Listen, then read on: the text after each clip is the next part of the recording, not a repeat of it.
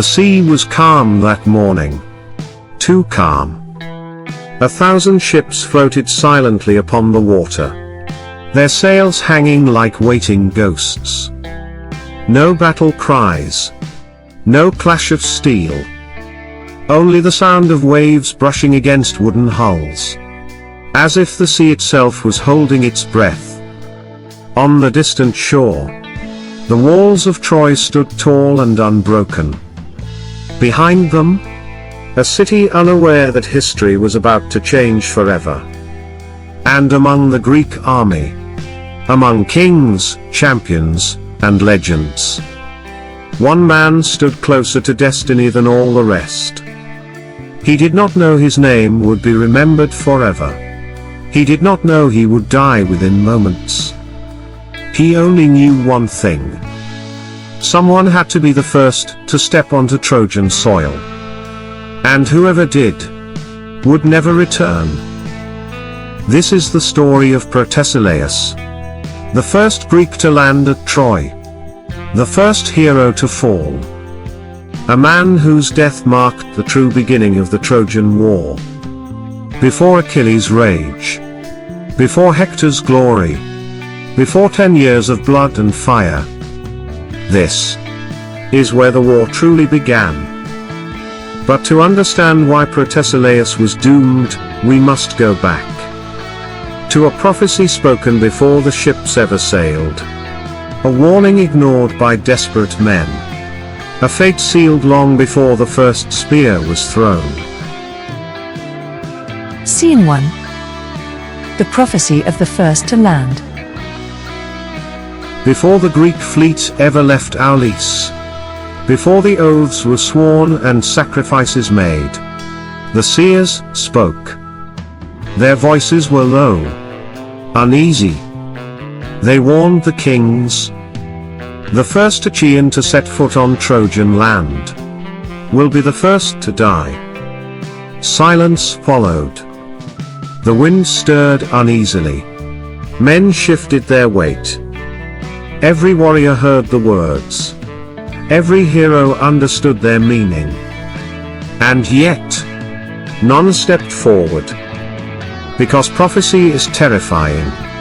But hesitation is worse. The war demanded a beginning. And fate would choose its victim. Scene 2. The man named Protesilaus. Protesilaus was not the strongest warrior among the Greeks. He was not the cleverest, nor the most famous. He did not carry divine armor. He did not boast of immortal blood. He was human, a king of a small Thessalian land, a man who had only recently married. His bride's name was Laodamia. They had shared only a short time together, barely enough to learn each other's breathing, barely enough to build a future. When the call to war came, Protesilaus answered, not for glory, not for ambition, but because he had sworn the oath. And oaths, once spoken, cannot be undone. Scene 3. Laodamia's fear. On the night before he departed, Laodamia begged him not to go. Her hands trembled as she held his armor. Her voice broke as she spoke. Stay, she whispered. Let others fight. Let others seek glory. Protesilaus said nothing at first. He only touched her face. Gently. Then he said, if all men stayed, who would fight? Laodamia wept. Because in her heart, she already knew the truth. That war does not choose the reckless. It chooses the willing. And Protesilaus was willing. Scene 4. The voyage to Troy. The Greek fleet was vast. More ships than the horizon could hold. Kings stood shoulder to shoulder. Warriors sharpened blades. Prophecies lingered in the air like poison. And always, that single warning echoed among them. The first to land will die. As the ships approached Troy, men hesitated, anchors dropped, planks remained unmoved. Each warrior waited for another to go first. And destiny watched, patiently. Scene 5. The moment of decision. Protesilaus stood at the bow of his ship. He looked at the shore. The sand, the rocks, the distant plain. He knew exactly what the prophecy meant. And in that moment, he made a choice. Not out of ignorance, not out of pride, but out of courage. He turned to his men and said, "Follow me." Before anyone could stop him, before anyone could speak, Protesilaus leapt. Scene 6. The first step. His feet struck Trojan sand. That single moment changed history. The war had begun. For a heartbeat, nothing happened. No arrows, no spears, only the wind. Then, a shadow moved. From the Trojan lines, a warrior advanced. Tall, armored, alert. It was Hector. Scene 7. Hector sees the invaders.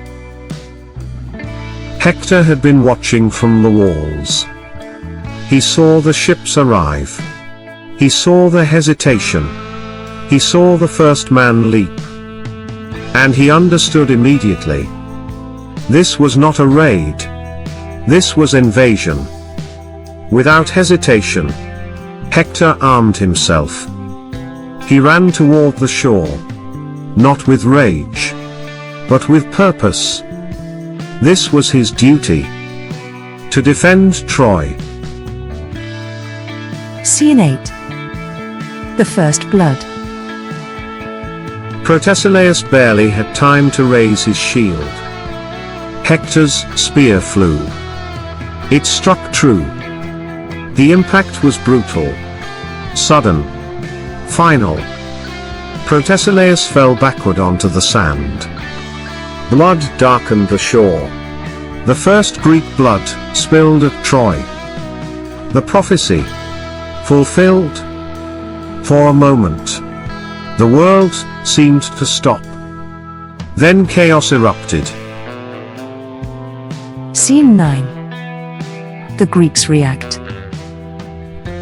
A roar exploded from the ships. Anger, shock, fear. Warriors surged forward. Ajax, Diomedes, Odysseus. They leapt onto the shore, not caring who died next. The beach became a battlefield. Steel clashed. Spears shattered. Men screamed. But Protesilaus lay still. His war was over, before it truly began. Scene 10. The body left behind. As the fighting intensified, the tide pushed forward. The Greeks gained ground. The Trojans retreated slightly. But Protesilaus' body remained where he fell. Unmoved. Unhonored. A king. Lying forgotten in the sand. And far away, a woman felt something break. Scene 11. Laodamia's grief. Back in Thessaly, Laodamia woke suddenly. Her heart raced. Her breath caught. She knew. No messenger had arrived. No words had been spoken. but she knew. Her husband was dead. Days later, the news confirmed it. Protesilaus, the first to land, the first to fall. Her grief consumed her. She refused food. She refused comfort. She begged the gods for mercy. And the gods answered. Scene 12. The gift of a shadow. Moved by her devotion, the gods allowed Protesilaus to return. But only briefly. For 3 hours, his spirit stood beside her. Not flesh, not warmth, only a shadow. They spoke softly. They held hands that could not feel.